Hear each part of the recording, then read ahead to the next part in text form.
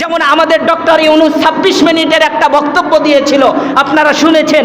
সেই বক্তব্যের সারাংশ নির্যাস কথা আমি বলি যে আমার যদি ভুল হয়ে থাকে দেশ চালানোর ক্ষেত্রে, আমাদের উপদেষ্টার যদি ভুল হয়ে থাকে, তাহলে আপনারা আমাদেরকে স্মরণ করিয়ে দিবেন, আমরা সংশোধন করব, ঠিক কিনা বলেন? এমন একটা কথা আছে, 26 মিনিটের বক্তব্য শুনবেন, এমন কথা আছে।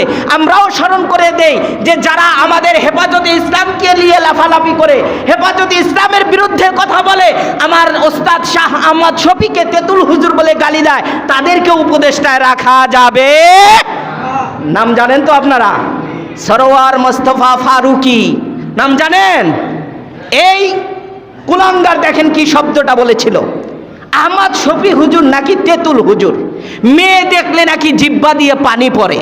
আমি বলতে চাই যে আহমদ শফির পায়ের ধুলা, আহমদ শফির পায়ের একটা শরীরের একটা কেশ পশম, তার যা মূল্য আল্লাহ দিয়েছেন, তোমার পুরা শরীরের মূল্য তা দেয় নাই, বলেন ঠিক কিনা?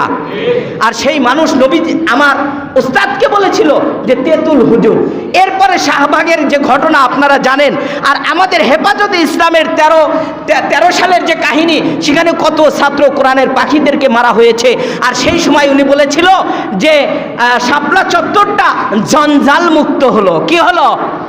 তার স্ট্যাটাসে লিখেছিল জঞ্জাল মুক্ত হলো, মানে হলো ঝামেলা মুক্ত হলো। এর মানে আমাদেরকে মেরে তারা খুশি হয়েছিল। নাউজুবিল্লাহ বলেন। আর সে উপদেষ্টা হতে পারে আমাদের? কথা বলেন, ভয় লাগতেছে? হতে পারে? আমরা অনুরোধ জানাই ডক্টর ইউনূসকে যে এমন মানুষ যেন আমাদের দেশের উপদেষ্টার পদে না থাকে, যেই মানুষগুলো ইমানের ক্ষতি করে, মানুষের ক্ষতি করে, জাতির ক্ষতি করে, এবং নিজের বউকে দিয়ে নর্তকী বানিয়ে নাচ গান করায় আর নিজেকে দাবি করে আল্লাহর ওলি। এমন মানুষ আমরা উপদেষ্টা হিসাবে দেখতে চাই।